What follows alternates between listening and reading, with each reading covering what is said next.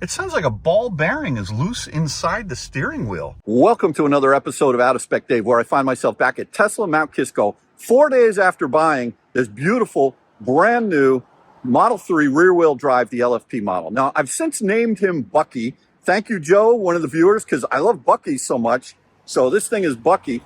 And Bucky had a few issues. One of the issues is actually a safety issue. So Tesla took me in right away today, fixed that problem. Two of the other issues they're going to fix over time. So I'm going to actually bring you up to speed on what those issues were and are. And then I'm also going to tell you a little bit about some economics that you might find interesting. Since I bought this car, a lot of you know that the Model 3 long range now qualifies for the $7,500 federal tax credit, of which I don't qualify for. But I just wanted to see what would happen. What are the options if I really wanted to get out of this car and into the long range? How ugly would that be? And let me tell you something, it's pretty darn ugly. So let's get into it, folks.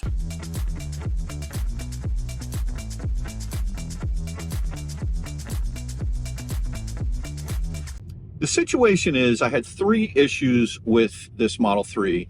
I've taken it on a road trip up to Bill's Seafood in Westbrook, Connecticut. It's only about 65 miles away from my house last Sunday. It's now Wednesday, Juneteenth, and I have the day off, so I figured let me take a run up to Tesla and see if they could get me on the service schedule. So one of the issues that I have with this car is actually a concern of mine. It's a safety issue.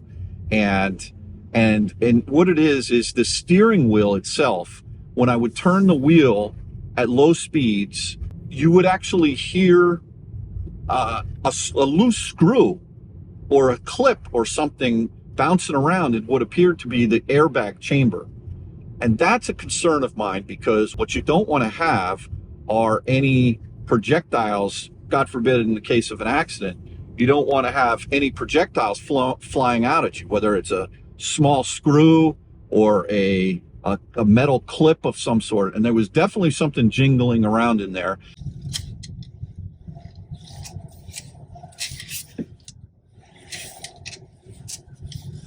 And when I told them that today, they immediately took the car in.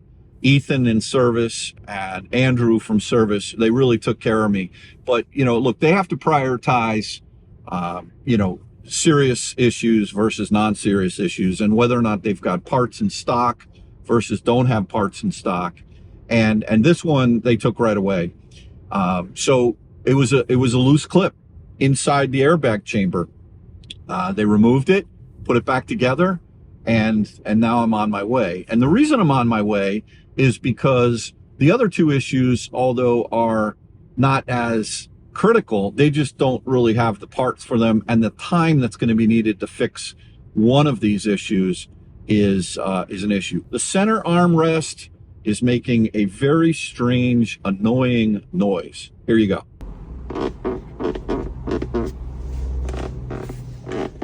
All right, so clearly that's not something that I can live with. I have a condition called misophonia. Some of you have heard me talk about this in the past. It's just little noises drive me crazy. You know, but this is actually not such a little noise, and it's quite loud.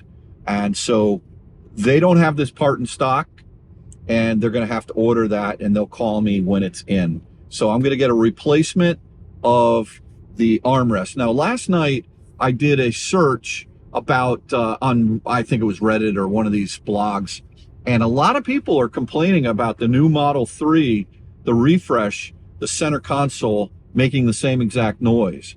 And let's hope that the problem is solved with a replacement, because there's nothing they can do to adjust it. It's just it may be a defective part, and the next one I get may make the same noise. I don't know, but at least we're going to try and get one in stock that doesn't make that noise. Okay.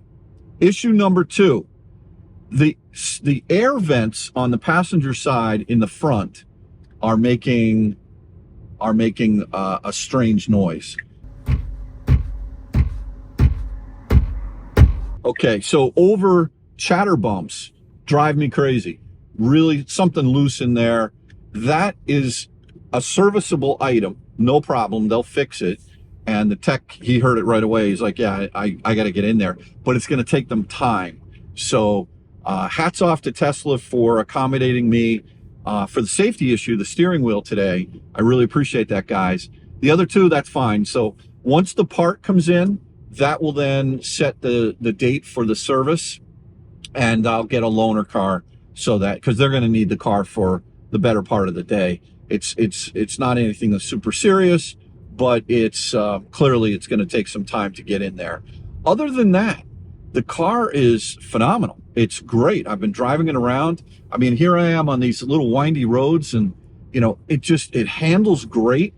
It's super quiet, especially over bumps. The cabin is very quiet. Let me turn down I've got the air on level 5.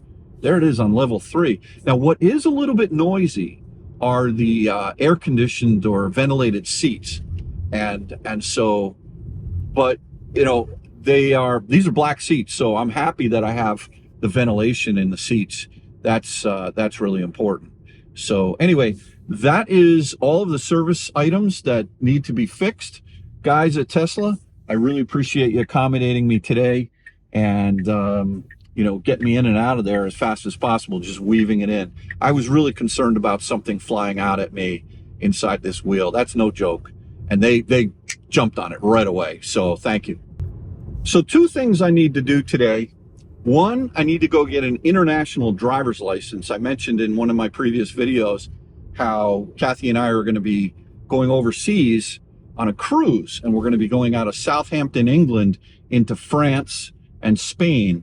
And one of the days when we're in France, I have Toro'd a Model Y, and actually the owner of the Model Y is a viewer. I booked it, and the guy knew who I was, which was hysterical. So I'm psyched. The boat's going to pull into the port. I think it's La Rochelle, France, and my Kathy and another couple and I, so the 4 of us are going to take the Model Y, and we're going to go down to Normandy in honor of the 80th year of World War II on the beach, Omaha Beach. We're going to go there to where it all happened. It's going to be very solemn. I've never been. I've always wanted to go, and I'm not taking one of these excursions.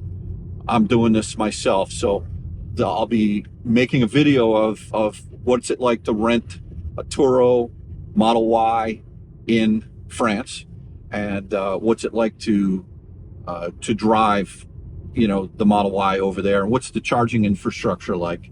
So that, you know, keep an eye out for that video. That should be a lot of fun. But while I was waiting for the service guys to finish up the work on the steering wheel, which definitely is fixed now, I grabbed one of the sales guys, Travis, and Alexis was talking to me as well. But Travis, John, you weren't there, so I wasn't able to talk to you. And I just wanted to play the game of what if on your behalf. What if I were to trade in this car today on a long range? Now, a lot of you know that the long range, literally the day after I took delivery, or 2 days after I took delivery of this car, Tesla announced that they're no longer putting the LG battery pack. I don't know if they announced this, but my understanding is that they're no longer putting the LG battery pack in the Model 3 long range, but they're putting the Panasonic battery pack in the long range. And so depending on which car you're going to buy, the car has to qualify for the $7,500 federal tax credit. So be really careful if you're taking delivery of a Tesla. Will tell you whether or not the car is eligible on a purchase. On a lease, that they definitely give you the $7,500 towards the lease, even on a personal lease. So for those of you who say they don't show that in the numbers, but it goes into the calculation. I confirmed that today, because some people had me guessing whether or not they would include the $7,500. So even on the Model 3 rear-wheel drive, which absolutely does not qualify for the federal tax credit because it's a Chinese-made CATL battery pack in this car, you can get the $7,500 applied as a capital cost reduction on a lease, even for the Model 3 rear wheel drive. But the car that I was questioning was, what would happen if I were to trade in this car on the long range, assuming I qualified for the federal tax credit, just to see what it would be like. Now, some of you may remember back in the day when Tesla brought out the Model 3, one of the things they did was they had this 7-day try before you buy. It was in effect for, I think, 3 years or 2 years. And they would give you 1,000 miles and 7 days money back guarantee, right? Not like buying floor mats. I'm talking about buying the car. And so what Tesla was doing was they would let you buy the car. If you didn't like it, you could bring it back for a full refund. So I started off with, would you guys give me a full refund just to understand what, is that possible? Everybody looked at me cross-eyed. A few of the guys have been there for a while. They're like, Dave, that went out back in 2021 or 2020. And I said, no, I know. I'm just curious. Is that like a hidden feature that maybe if you ask for it and say the code word, Paddington or something, do you get it, right? And they all looked at me like, no, you don't get it. So here we are crossing over Croton Reservoir, a really famous bridge here in Westchester County. I'm heading up to Yorktown Heights to AAA to get my international driver's license, because when I rent that Model Y, I need that. So that's where I'm going right now. But anyway, and then after that, I need a haircut. So after they kind of laughed at me about the money back guarantee, I said, all right, well, just out of curiosity, what would you give me on a trade? And I had actually put in this morning when you go on the Tesla trade-in value, and I knew it was going to be ugly, and it was 31 grand. So here I just paid $40,600 for this car. And you know, in the old saying, when you drive it out off the lot, it loses a lot of value. Well, here's your data point. On a trade-in, they were offering me 9 grand less than what I paid it for the other day. And so, it's like, if you are one of those, well, I don't want to say unfortunate people that bought a rear wheel drive Model 3 the day before the long range came out, I would say, assuming you qualify for the federal tax credit, I understand where you're coming from, but I want to give you maybe a little bit of context around that. Over the last year and a half, there are so many people who have paid big dollars for Model X plaids or Model S plaids back in the day when they were 135, 138,000, 140,000, right? And less than a year after that, I bought Pladdington for $91,990. Okay, so the trade-in value that I got, everyone was asking me, what did I get? The answer is I got mid-70s, and I did not have to pay sales tax on this vehicle. So with the savings on the sales tax, I ended up getting high 70s on my trade-in. And right now, if you go online and look on cars.com, there are plenty of Model X plaids pre-owned in the low 80s, if not the high 70s. And that's why I just traded it in. It wasn't like you could get 85 grand. People are asking 85 grand for their Model X plaids with similar mileage, 10 and 12,000, but they're not worth that. So anyway, if you're one of the few that maybe, bought the Model 3 rear wheel drive and are feeling a little bit sad that maybe you would have gone for, it's only $1,000 more is what everybody's saying. It's only $1,000 more. Again, not applicable to me, but I'm 100% happy with this purchase. And in a lot of reasons, there's no way I would have bought or paid, let's call it $7,000 or $8,000 more for the long range. And I'm going to tell you 2 reasons why. I did not know that they were putting that Panasonic pack in the long range Model 3s. No one, I don't think, knew that until Monday when they announced that the battery is now approved for, for the federal tax credit. The LG battery pack that is in and that has been in the Model 3 long range refresh ever since it came out is not a great charging animal. Kyle has tested it 2 times now, and I don't think he's seen 250 peak. I don't believe he did a formal charging curve, but for what I've heard, it doesn't charge as well as the Panasonic pack that's in the Model 3 Performance. So, I mean, listen, if you bought the Model 3 long range and you didn't get the tax credit and you got the LG battery pack, I'm with you. I feel a little bit of your pain, okay? I get that. And I'm also feeling that, you didn't get the Panasonic pack, which maybe charges a little bit better. But be happy with what you have, please. Because there's a lot of other people who are feeling a lot more pain. Like I said in the last video or a couple of videos ago, the only constant with Tesla is change. And you have to be happy at the point in time when you make your purchase, and you have to be comfortable and remember the joy that you had when you bought the car when you did, because that's what really matters, and that's what is important. So anyway, 31 grand as a trade-in value for this car, losing 9,000. Sure, I would get, if I were to, if you were, or if I were to qualify for the federal tax credit, let's say you buy a $48,000 Model 3 long range piece, and then you get the $7,500 off, that would qualify for the cheaper $2,250 in Connecticut. So it's basically 10 grand off, which is a good thing. But here I am at Lowe's, and I need to go to AAA. Where is AAA? AAA is over here by Trader Joe's. Is that right? I don't know. Yeah, somewhere in here. Well, anyway, I'm gonna park it, and then I'm gonna go find AAA.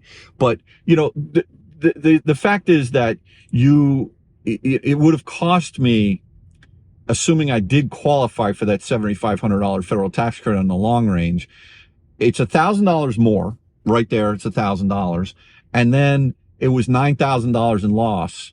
So is it worth $10,000 to go from the long range, or to go from the rear wheel drive up to the long range? And what I would argue is absolutely not.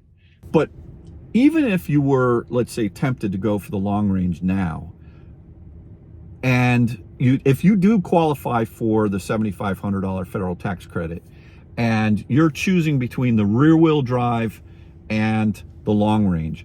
All right, I tweeted out the other day, do you say tweet or do you say X'd? I X'd out the other day that 80% of 341 is 272. And for those of you who got that tweet, you understand what I'm about to explain, but let me explain it. The LFP battery pack allows you to charge to 100%. Everyone, or a lot of people, know that. Tesla recommends that you charge the LG or the Panasonic battery pack to only 80%. 80% of 341, which is the EPA rated range of the long range, it's actually 272.8 to be exact, but we're not going to get that exact. So 80% of the range of the long range is actually the range of the rear wheel drive.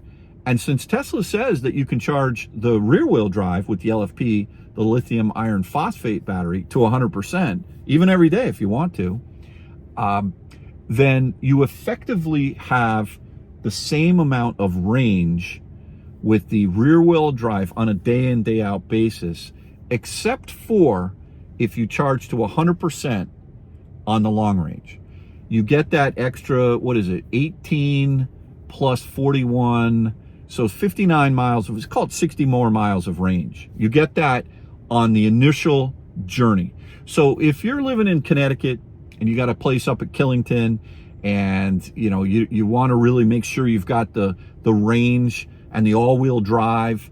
All-wheel drive is better than not having all-wheel drive in the wintertime.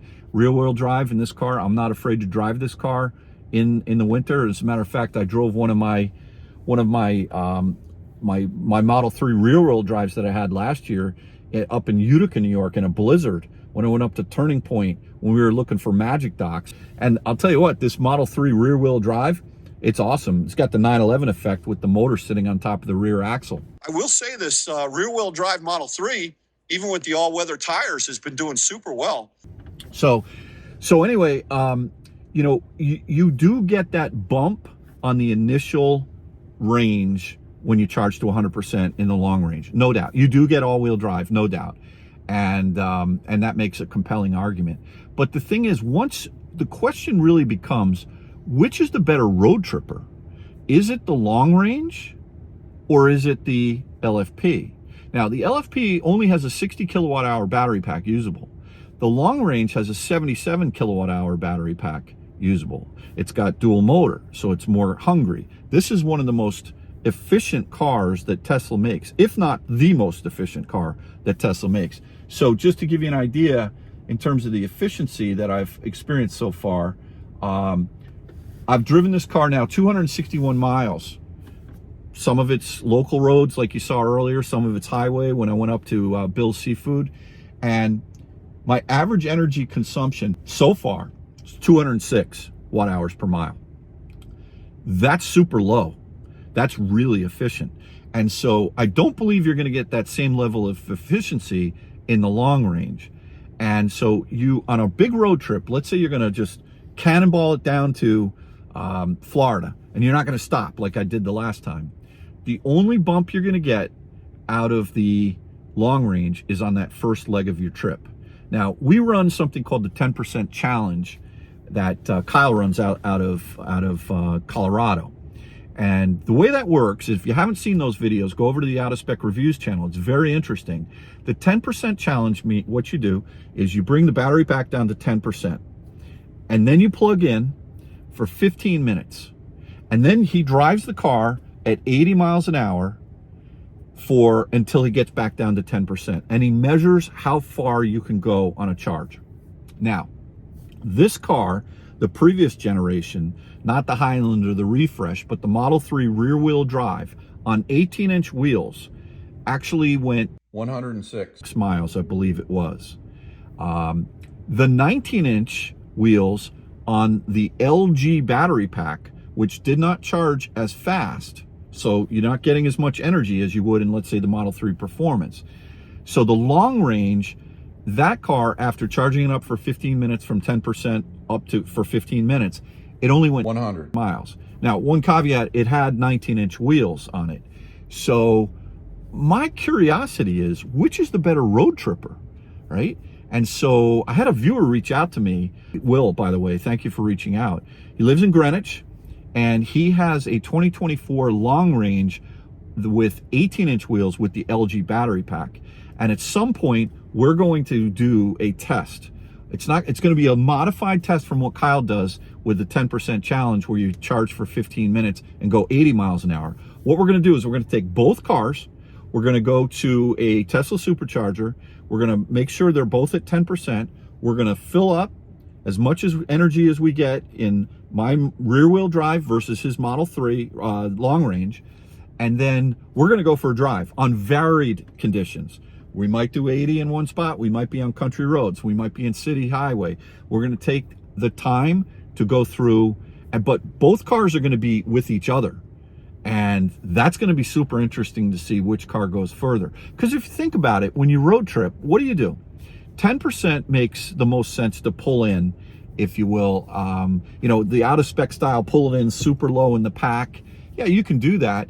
But more realistically, most people are going to pull in at 10% state of charge. They get enough buffer. If something happens or goes wrong, they can get to the next station, and they're not pulling in too high state of charge. So 10% is kind of a comfortable number. And what do? 15 minutes, right? That most people, when they're on a road trip, they're going to want to stop and stretch their legs, or, you know, go get a bite to eat or use the bathroom, right? 15 minutes. That's a realistic road tripping scenario. And so keep your eye out for that video that I'm going to make with Will. He has the long range with the 18-inch wheels, and that's going to be super interesting to me. So look, a lot of information here. Tesla, thanks again for taking my service appointment immediately for the safety issue of the steering wheel. Whatever was rattling around in there, it's no longer rattling around. And then we're going to schedule the other two things. But I did want to give you my thoughts about the fact that the $7,500 federal tax credit is now in effect on the long range. Had I been eligible for that tax credit, I would have gone for the long range, even though it may not be quite as good a road tripper. And the reason for that is because it has the Panasonic battery that I'm very comfortable with. We know that battery very well. Kathy has that battery in her Model Y.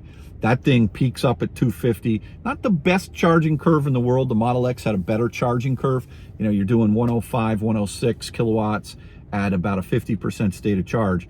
But it's definitely a better charging battery than the LG. So had I been eligible for the 7,500, had I waited 2 more days and that news came out, I probably would have gone for the long range, just because then you get that initial bump. But I have no regrets.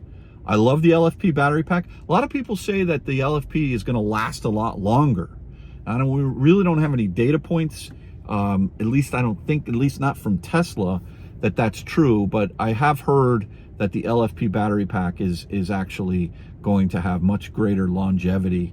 And so I'm super happy and comfortable with this car. It's awesome. I love it. Bucky, you're mine. You're not going anywhere. So with that, thanks again for watching another episode of Out of Spec Dave. We'll catch you on the next one, and take care. Bye-bye.